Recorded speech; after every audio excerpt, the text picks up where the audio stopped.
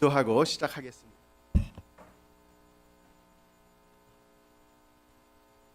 살아계셔서 역사하시는 거룩하고 자비로우신 하나님 아버지, 주님의 크신 사랑으로 우리를 구원하여 주시고 주님의 몸된 교회 가운데 거하며 교제할 수 있도록 인도해 주신 감사드립니다. 주님께서 우리에게 새로운 2025년 주셨음을 감사드립니다. 새롭게 시작되는 이 한 해 동안 주님께서 우리에게 명하신 모든 사명을 온전히 이루는 한 해가 될 수 있도록 도와주시고 또 우리의 소원이 소망이 온전히 이루어질 수 있도록 도와주시옵소서. 또 오늘 모여있는 우리 봉사의 여러 형제님들과 함께 하여 주셔서 주님의 뜻을 더욱 깨닫고 또 주님께 간절히 간구하는 심령을 가질 수 있도록 도와주시고 인도하여 주시옵소서. 앞으로 봉사회가 더욱 활성화가 되어서 우리 교회의 기둥이 되어서 또 수원교회가 놀랍게 성장하는 그런 귀한 기틀이 될 수 있도록 한 사람 한 사람 붙잡아 주시고 인도하여 주시옵소서. 또 멀리 서안산교회에서 말씀 전하시는 담임 목사님 또 능력 가운데 함께하여 주셔서 주님의 복음의 말씀 힘있게 전하시고 또 무사히 돌아오실 수 있도록 도와주시옵소서. 아울러 다음 주에 계획되어 있는 대전도 집회 주님 함께하여 주시옵소서. 말씀 전하시는 담임 목사님 영육간의 강건함을 주시고 또 이번에도 많은 이뤄진 영혼들이 주님께 돌아올 수 있도록 주님 도와주시고 또 우리 봉사에도 함께 합력하면서 주님께 영광 돌리는 시간 될 수 있도록 도와주시옵소서. 중고등부의 말씀을 전하시는 이의정 목사님과 또 여러 학생들에게도 함께하여 주시옵소서. 주님, 혹 오늘 여러 가지 사정 가운데 함께하지 못한 지체가 있습니까? 다음에는 꼭 같이 할 수 있도록 그 심령을 붙잡아 주시고 발걸음을 인도하여 주시옵소서. 모든 것 주님께 의지하며 우리 구주 예수님의 이름으로 기도드립니다. 우리 시작하는 말씀 창세기 12장 좀 같이 보겠습니다.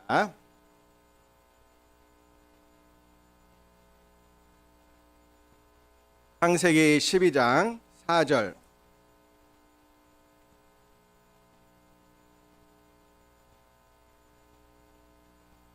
창세기 12장 4절에 제가 읽겠습니다. 이에 아브람이 여호와의 말씀을 쫓아갔고 롯도 그와 함께 갔으며 아브람이 하란을 떠날 때 그 나이 75세였더라. 잘 아시는 것처럼 갈대아 우르에 있었던 아브라함이 이제 갈대아 우르를 떠나서 하란에서 머물고 하란에서 아버지 데라가 돌아가신 이후에 이제 가나안 땅, 원래 명하셨던 가나안 땅으로 이렇게 떠나는 그런 모습입니다. 그래서 요 떠날 때 보면 그 조카 롯도 같이 함께 떠났습니다. 가나안 땅에 들어가서 이제 그들의 삶이 풍족해져 가지고 아브라함의 종과 그리고 롯의 종 사이에 여러 가지 다툼이 생기게 되었어요. 그래서 이제 롯이 명하는 장면이 나오는데 너무 싸우니까 13장 9절에 보면 8절부터 13장 8절에 보면 아브라함이 롯에게 이르되 우리는 한 고륙이라 나나 너나 내 목자나 내 목자나 서로 다투게 말자. 내 앞에 온 땅이 있지 아니하냐. 나를 떠나라. 내가 좌하면 나는 우하고 내가 우하면 나는 좌하리라. 아브라함이 갑자기 롯에게 나를 떠나라라고 이렇게 말을 했잖아요. 근데 여기에서 보면은 왜 그 말을 했을까?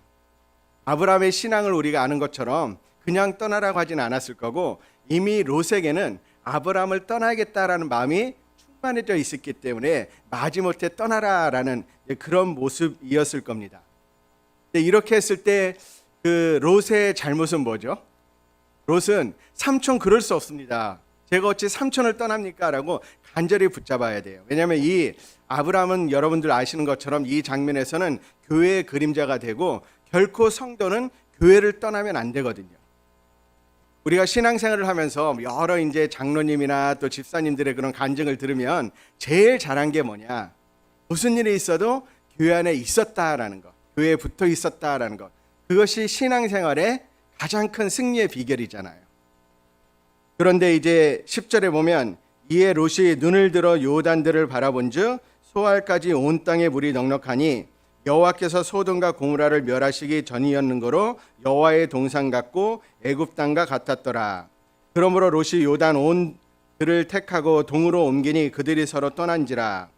아브라함은 가나안 땅에 거하였고 롯은 평지 성읍들에 머무르며 그 장막을 옮겨 소돔까지 이르렀더라. 소돔 사람은 악하여 여호와 앞에 큰 죄인이었더라.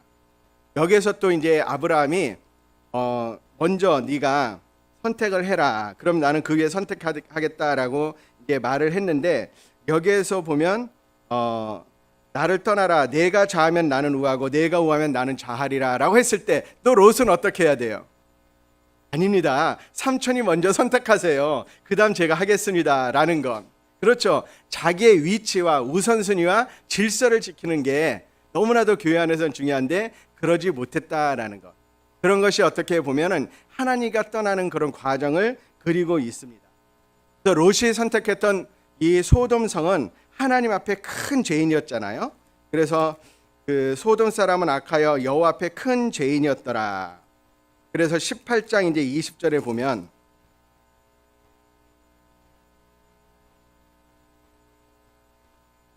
성경에 보면 18장 20절입니다.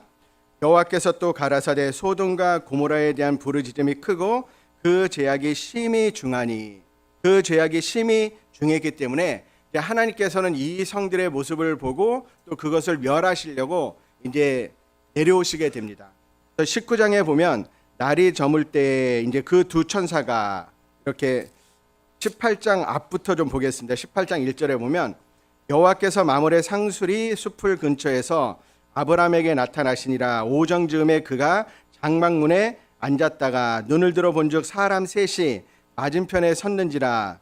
그가 그들을 보자 곧 장막문에서 달려나가 영접하며 몸을 땅에 굽혀. 이게 두 천사와 또 여호와께서 나타나셔서 이제 아브라함 쪽으로 왔을 때 아브라함이 그것을 보고 얼른 그 세 분을 영접했잖아요. 근데 그 중에 한 분이 누구죠? 예수님이에요. 그러니까 하나님이 사람의 몸으로 오신 분이 예수님이잖아요. 예수님이 이때 나타나셨고 아브라함과 만나는 그런 계기가 되었습니다. 그리고 아브라함의 영접을 받으면서 이제 하나님은 아브라함에게 무슨 말씀을 하냐면 18장 17절에 보면 여호와께서 가라사대 나의 하려는 것을 아브라함에게 숨기겠느냐. 그래서 이 여호와 하나님께서 하시고자 하는 것은 소돔과 고모라 성을 알아보고 그것을 멸하려는 계획을 내 종 아브라함에게 숨기겠느냐. 그 모든 것을 말씀하셨죠. 그 말을 들었을 때 갑자기 아브라함에게 떠오르는 생각이 있어요. 무엇이었을까요? 자기의 친족 롯이 소돔성에 살고 있잖아요. 그러니까 이 소돔성에 살고 있는 롯이 소돔과 고모라 성을 하나님이 멸하시면 멸망할 것이다라는 것을 분명히 알았어요. 그때부터 아브라함의 마음은 이제 조급해져서 하나님께 기도하기 시작합니다. 그래서 23절에 보면 가까이 나아가 가로되 주께서 의인을 악인과 함께 멸하시려나이까. 그 성 중에 의인 50이 있을지라도 주께서 그곳을 멸하시고 그 50 의인을 위하여 용서치 아니하시리까. 의인이 50명이 있는데 멸하시겠습니까? 하나님이? 그렇다면 내가 용서하겠다. 근데 50명이 없을 것 같아요.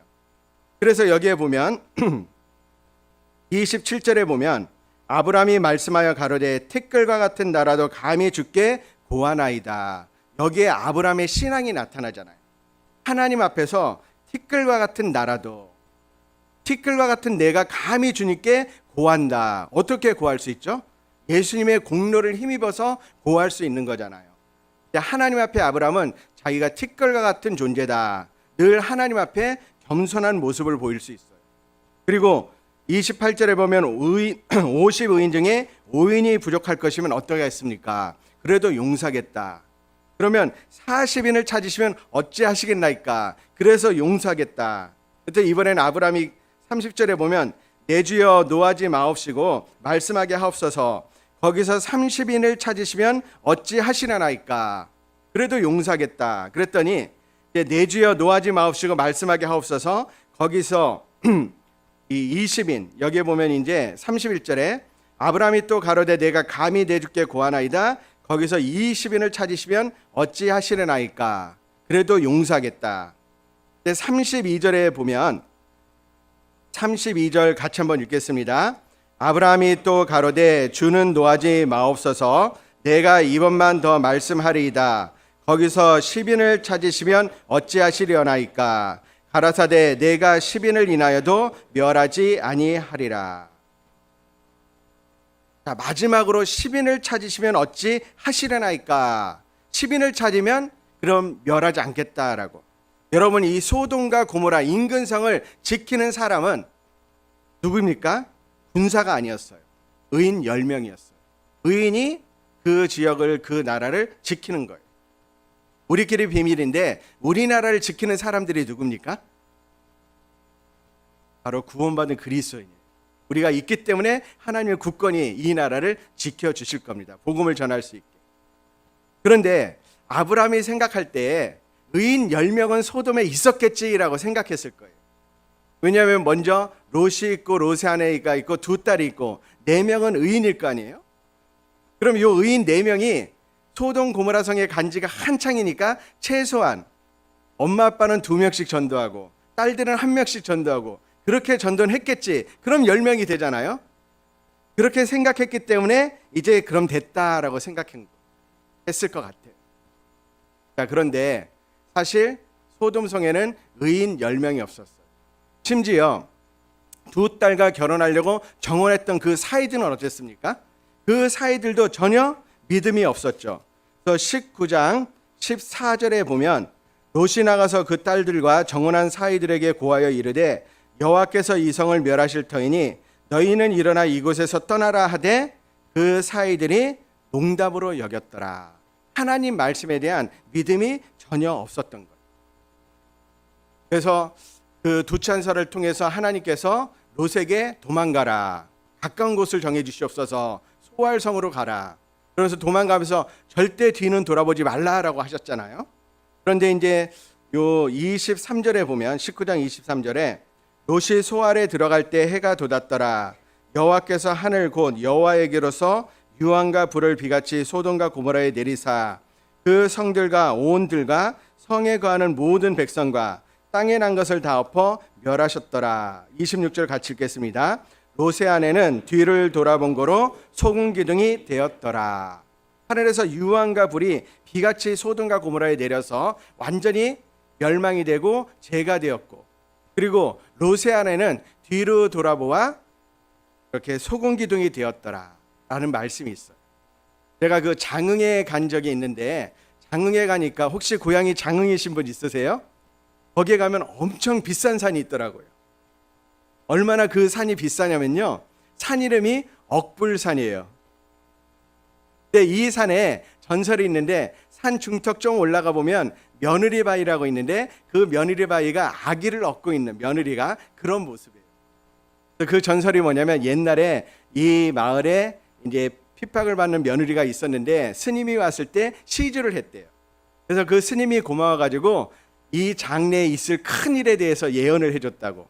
이때 이제 이곳에 비가 오기 시작할 때인데, 그럼 빨리 산으로 피난하라고. 빗물이 차가지고 온 세상이 홍수로 멸망하는데 산으로 도망갈 때 뒤는 돌아보지 말아라라고 했는데, 며느리가 억불산으로 도망가다가 뒤를 돌아봐서 바위가 되었다는 전설.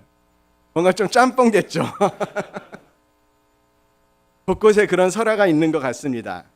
그런데 이 롯의 아내는 이제 완전히 소금 기둥이 되었고, 그리고 또 소돔성 인근에는 완전히 유황과 불이 가득 차서 고고학자들에 의해서 발견된 소돔성의 모습은 완전 재가 된 모습이잖아요. 그렇죠. 그런데 이 지역에 가면 있잖아요. 지금도 가면은 사막에도 살아있는 생물이 있잖아요. 그렇죠. 소돔과 고모라성 인근에는 살아있는 게 하나도 없어요. 왜? 유황이 가득하기 때문에. 또 유황온천이 유명한데, 유황온천에 가면 가이들이 그 안에 30분 이상 있지 말라라고 합니다. 너무 성분이 강하기 때문에. 근데 이 소돔성이 망했던 이유가 뭘까요? 여러분들도 잘 아시는 것처럼 소돔이다라는 SODOM의 IT, 그럼 소도마이트라는 단어가 되는데 동성애자라는 뜻이거든요. 또 소돔이라는 단어도 있고, 그리고 이제 이 성경을 쭉 읽어보면 동성애가 가득 찼다라는 거. 그래서 소돔과 고모라산과 인근 성들은 멸망한 거예요. 근데 이것은 이제 베드로후서 2장 3장 말씀에 보면 하나님이 이 세상을 불로 심판하기 위한 하나의 예고편이고 그림자로 우리에게 보여주신 거예요. 하나님은 반드시 심판하시잖아요. 자, 소돔성에 있었던 그 죄악상과 우리 시대에 있는 죄악상, 어느 게 더 클까? 우리 시대가 저는 더 크다라는 생각이 들어요. 하나님의 말씀도 담대히 전할 수 없는 그런 시대에 살고 있잖아요. 그 최근에 미국의 뉴올리언스 주에 예전에 강력한 태풍이 불고 폭우가 닥쳐서 많은 사람들이 희생되었던 그런 일이 있었습니다. 우리 안에서만 얘긴데 그때 그것이 왜 그랬을까? 여러 가지 이유가 있지만 그 중에 하나가 뉴올리언스가 차별금지법, 동성애자에 관련한 법을 미국에서 제일 처음 채택한 주다라고. 혹시 그것 때문이 아닐까? 물론 천국에 가면 확실히 알게 되겠죠. 최근에 LA 산불도 사실 미국의 많은 사람들의 죄와 무관하지 않다라는 것을 우리가 알 수 있습니다. 반드시 심판하셔요. 그건 예고편이죠. 무엇입니까? 하나님이 곧 예수님이 재림하시면 온 세상을 심판하신다. 7년 환란이 곧 닥치면 하나님이 그 속에서 세상을 심판하신다라는 그런 계획, 그것을 우리에게 보여주고 잠시 잠깐이면 오시리가 오시리니, 그렇죠? 그래서 세상 곧 심판하면 구원받지 않은 사람들은 다 멸망의 길로 가게 되는 거예요. 그러면 내가 정말 간절히 소망하고 있는 내 사랑하는 사람, 나의 가족, 그 사람들은 과연 어떻게 될까? 내가 전도하지 않으면 어떻게 될까? 그런 비장한 마음을 가져야 되지 않겠습니까? 그런데 여기서요, 하나님이 이 롯을 구원해 주신 이유가 뭐냐? 그 원인이 뭐였을까요? 창세기 19장 29절입니다.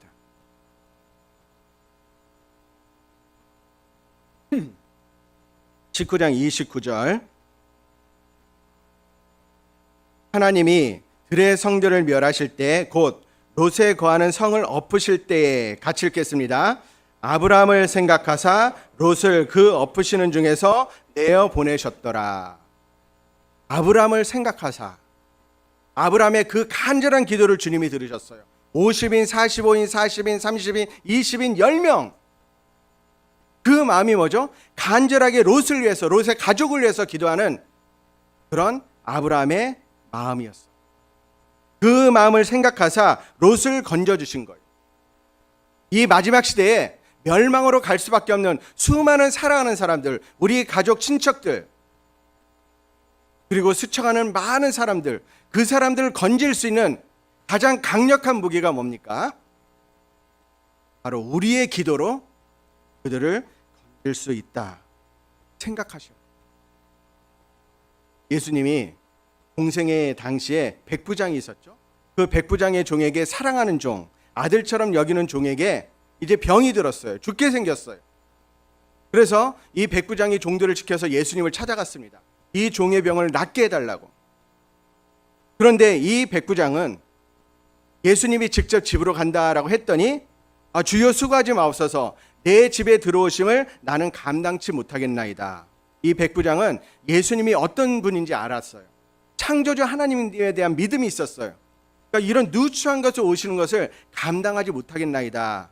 티끌과 같은 납니다라는 고백이었죠. 그 속에서 백부장의 믿음이 있었죠.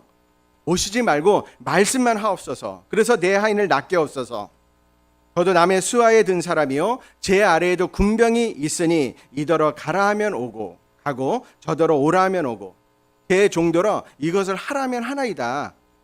예수님은 우주 만물을 창조하신 하나님이시잖아요. 그렇다면 그 병아 나가라면 병이 말을 듣고 나가지 않겠습니까?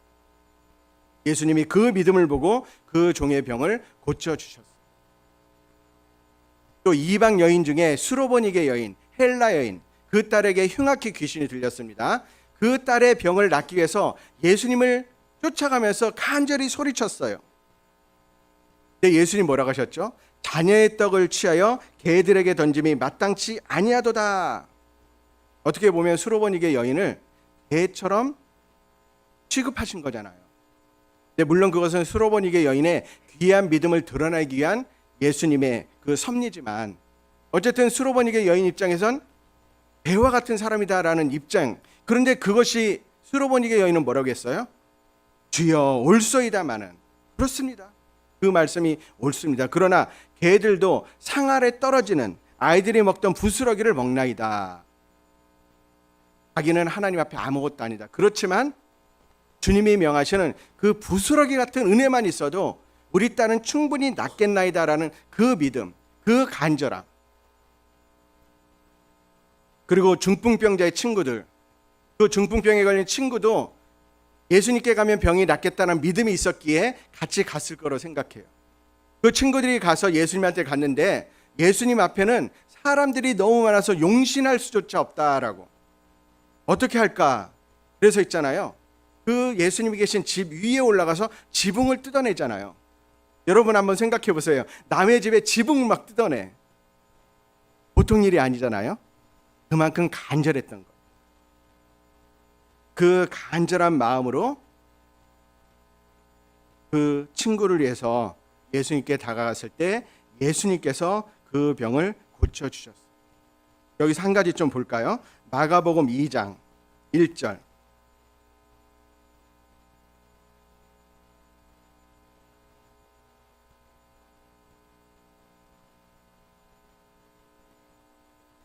중풍병자 사건은 다 아시니까 2장 9절에 보면 서기관들이 예수님께서 소자의 내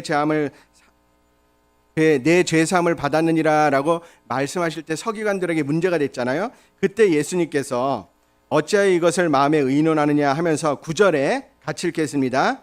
중풍병자에게 내 죄사함을 받았느니라 하는 말과 일어나 내 상을 가지고 걸어가라 하는 말이 어느 것이 쉽겠느냐.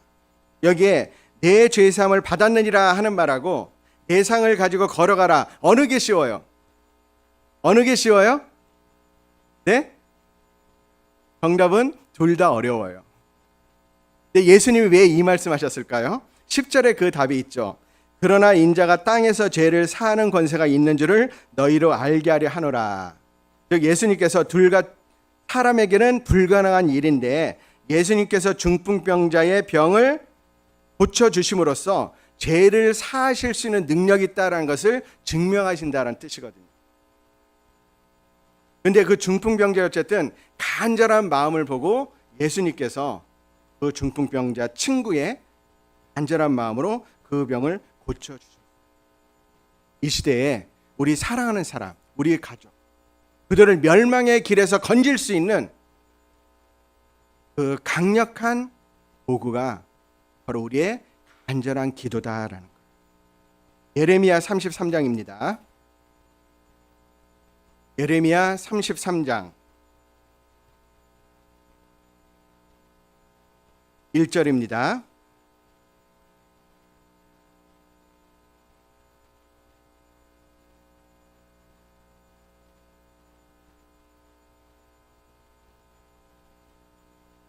같이 읽겠습니다. 1절부터는 제가 읽겠습니다. 예레미야가 아직 시위대 뜰에 갇혔을 때 여호와의 말씀이 그에게 다시 임하여 가라사대 이 일을 행하는 여호와 그것을 지어 성취하는 여호와 그 이름을 여호와라 하는 자가 이같이 이르노라. 같이 읽겠습니다. 너는 내게 부르짖으라. 내가 내게 응답하겠고 내가 알지 못하는 크고 비밀한 일을 내게 보이리라. 너는 내게 부르짖으라. 역사상 에레미야는 가장 용감하고 애정 깊고 슬픔에 찬 그런 선지자 중에 한 사람이에요. 남유다의 멸망을 예언한 흑암 시대의 빛과 같은 존재. 이 하나님의 말씀을 극도로 타락한 이스라엘 백성들에게 회개하도록 담대히 외쳤잖아요. 눈물의 선지자. 수많은 어려움이 있었어요. 많은 고난, 박해, 핍박, 감옥에 갇히고 진흙 웅덩이에 갇혀서 죽을 고비도 여러 번 남겼던 그 선지자. 그때마다 이 선지자가 거기서 해소될 수 있는 그런 방법이 뭐였습니까? 그때마다 하나님을 불렀어요. 고난의 때마다 여러 가지 핍박 가운데 눈물을 흘리면서 간절한 기도, 그런 눈물의 선지자예요. 그런데 여기에 부르짖으라라는 것, 부르짖으라라는 건 뭐죠? 큰 소리로 외쳐 부르라라는 의미보다는 정말 간절한 마음으로 부르짖으라. 우리도요 하나님 앞에 정말 우리 사랑하는 가족을 위해서, 또 여러 가지 신앙생활하는데 장애물이 되는 것을 위해서 하나님 앞에 간절히 기도한다면 그 기도를 하나님이 들으시고 응답해 주실 거예요. 시편 34편에 보면 의인이 외침에 여호와께서 들으시고 저희의 모든 환난에서 건지셨도다. 여호와는 마음이 상한 자에게 가까이 하시고 중심에 통회하는 자를 구원하시는도다. 간절히 외칠 때 주님이 들으시는 거예요. 우리 있잖아요.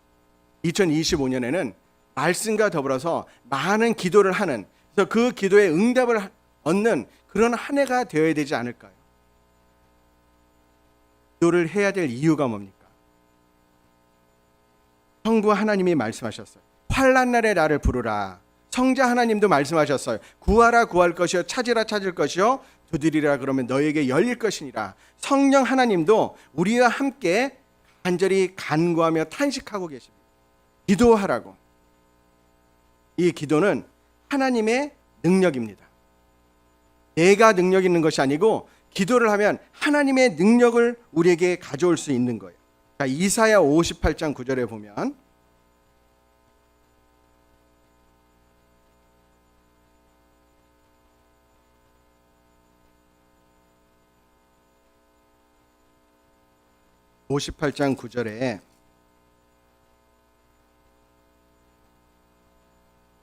내가 부를 때에는 나 여호와가 응답하겠고 내가 부르짖을 때에는 말하기를 내가 여기 있다 하리라.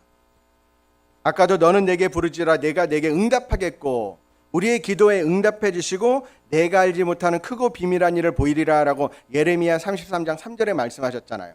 그러니까 기도의 응답뿐만이 아니고 플러스 알파 더 큰 것도 주신다라는 말씀이거든요. 그래서 여기에서도 보면은 내가 부르짖을 때는 말하기를 내가 여기 있다. 하나님의 임재하심을 우리가 나눌 수 있다라는 거예요. 근데 기도할 때 놀라운 게 뭐냐면 하나님이 이 기도하는 그 사람의 관심이 있으신 거예요. 65장 24절에 보면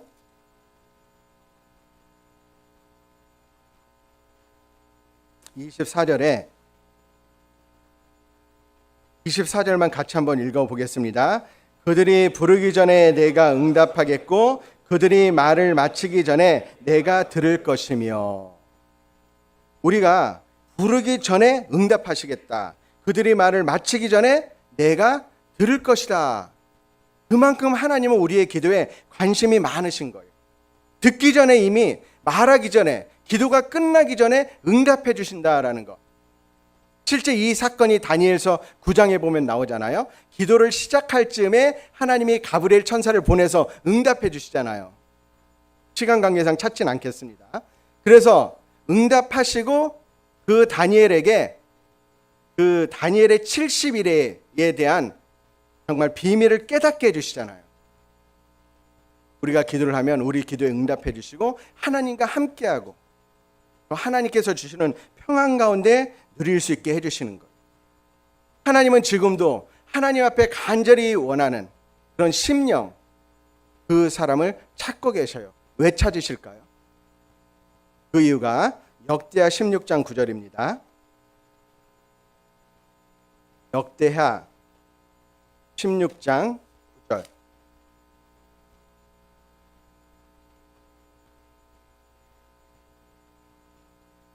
역대하 16장 9절 앞에 부분만 같이 한번 읽겠습니다. 역대하 16장 9절입니다. 여호와의 눈은 온 땅을 두루 감찰하사 전심으로 자기에게 향하는 자를 위하여 능력을 베푸시나니. 여호와의 눈은 온 땅을 두루 감찰하사 전심으로 자기에게 향하는 자를 위하여 능력을 베푸신다. 지금도 하나님은 온 땅을 감찰하셔요. 전심으로 주님에게 부르짖는 그 사람을 찾고 계셔요. 왜? 능력을 베푸시려고. 그래서 요한복음 15장 7절에 보면 너희가 내 안에 거하고 내 말이 너희 안에 거하면 무엇이든지 원하는 대로 구하라. 그리하면 이루리라. 우리가 주님의 몸된 교회 안에서 온전히 자기의 위치, 자기의 자리를 차지하고 하나님의 말씀을 늘 품는 상태에서 주님께 간절히 기도하면 그 기도는 반드시 이루어지는 거예요. 그런데 기도할 때 우리가 기도할 때 세 인격이 함께한다라는 거 아셔요? 기도하면 세 인격이 함께해요. 하나는 하나님, 또 하나는 나, 또 하나는 뭐죠? 마귀. 기도만 하면 마귀가 초관심을 가집니다. 왜? 기도는 무서운 거거든요. 가장 연약한 그리스도인이 무릎을 꿇을 때 마귀는, 사단은 사시나무 떨듯이 떤다란 말이 있어요. 그러니까 기도를 못하게 방해하는 거예요. 좀 마음을 잡고 기도해야겠다라면 갑자기 전화벨이 울리고, 그렇죠? 또 기도해야겠다면 누가 갑자기 찾아오고, 또 안 했던 일이 생각나고, 그런 적이 많이 있잖아요. 왜 그럴까요? 마귀가 방해하는 거예요. 어떤 분한테 물어봤어요. 기도하고 있는데 전화가 오면 어떡하십니까? 전화 잠깐 받고 끊고 또 기도하죠? 맞아요, 안 맞아요? 절대 안 맞는 거예요. 왜요? 지금 전화 통화하는 건 사람과 통화하는 겁니다. 기도는 하나님과 대화하는 거잖아요. 하나님하고 대화하고 있는데 하나님 잠깐만요 하고 전화 받는 건, 이건 별례예요. 다 기도 끝나고 나서 통화해도 충분합니다. 큰일 안 생겨요. 하나님이 막아주실 거예요. 우리의 기도를 막는 것이 있어서는 안 됩니다. 항상 기도에 깨어 있으라라고 말씀하고 계신 거예요. 우리가 신앙생활하는 데 있어서 여러 가지 어려움들이 있죠. 사실 우리 주변에 내가 신앙생활을 하는 데 있어서 힘든 환경이나 여건이나 처지들이 있어요. 그리고 또 나를 힘들게 하는 사람들도 있죠. 또 내가 전도하고자 하는 그런 사람, 마음이 너무 강박한 거예요. 그렇다고 실망하면 안 됩니다. 왜? 내가 이 환경을 바꿀 수 없고 그 사람의 마음을 바꿀 수 없고 그 강박한 마음을 부드럽게 할 수 없지만, 그 모든 것을 할 수 있는 하나님을 움직이는 기도를 할 수 있잖아요. 기도하는 사람이 되셔야 됩니다. 시간이 많지 않아서 다음으로 넘어가면요. 그런데 우리의 간절한 기도, 뜨거운 기도를 못하게 하는 게 무엇일까요? 사실 우리 가슴 속에는 항상 뜨거움이 있어야 돼요. 의의 흉배로 우리의 뜨거운 열정을 지켜야 되는데, 의롭지 못하면, 죄 가운데 있으면 간절한 마음이 사라지는 거예요. 오직 너희 죄악이 너희와 너희 하나님 사이를 내었고 너희 죄가 그 얼굴을 가려서 너희를 듣지 않으시게 한다라고 이사야 59장 2절 말씀에 있잖아요. 우리의 죄가, 우리의 기도가 하나님께 상달되지 못하게 하는 거예요. 그래서 간절한 기도, 뜨거운 기도를 위해서는 이 죄라는 문제를 아주 심각하게 생각하죠. 너희 죄가 너에게 오는 좋은 것을 막았다. 그래서 새해가 시작되었습니다. 새해가 시작이 되면 이스라엘에서는 6월절에 누룩을 제거하잖아요.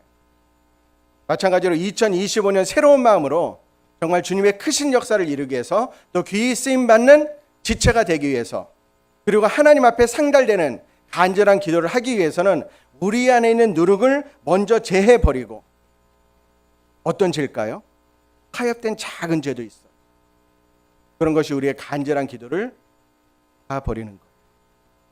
누룩을 버리지 않으면, 우상을 버리지 않으면 간절한 기도를 할 수 없어요.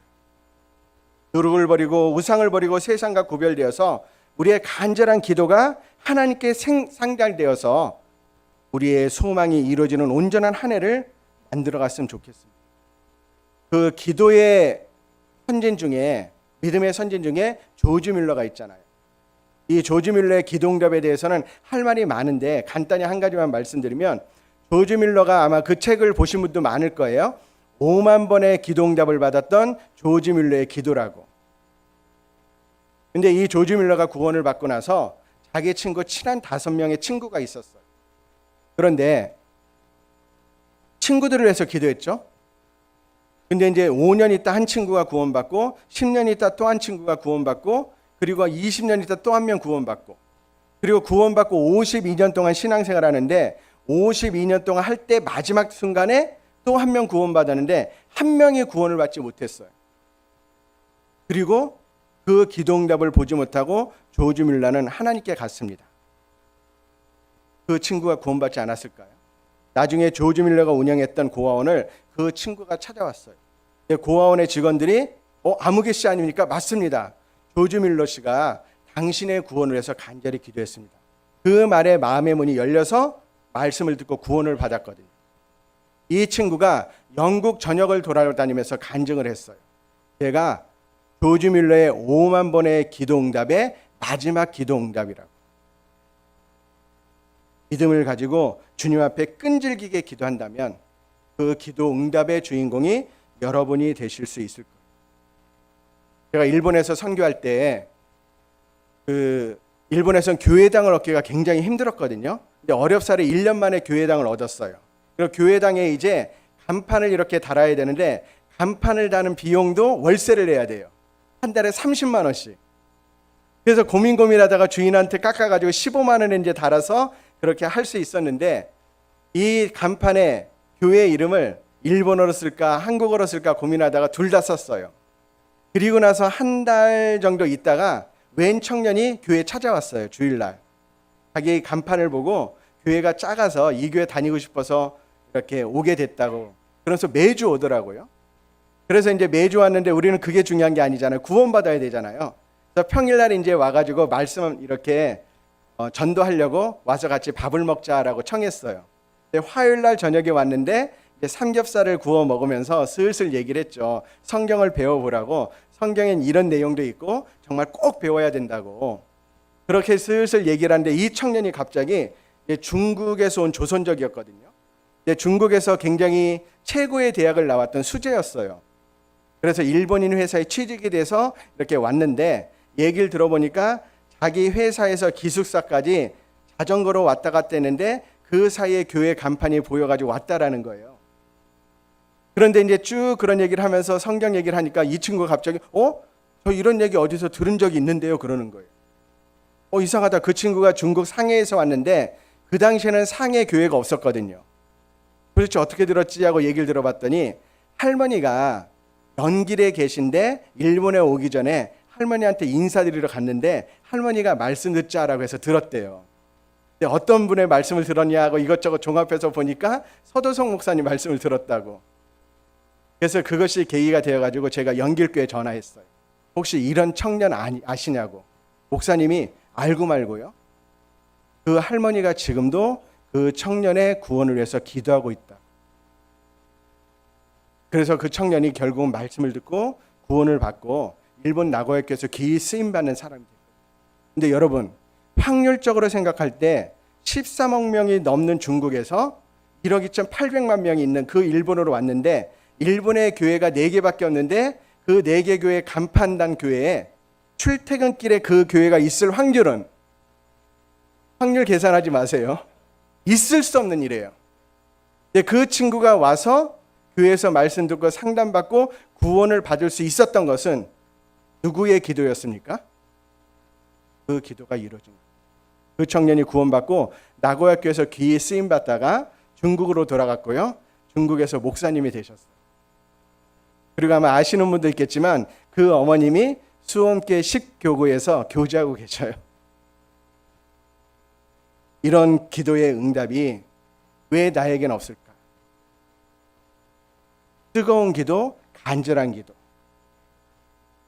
그 기도를 해서 정말 올 한 해 주님 안에서 소원하시는 모든 것이 우리 봉사의 형제님들에게 다 이루어지는 그런 한 해가 되기를 특별히 원합니다.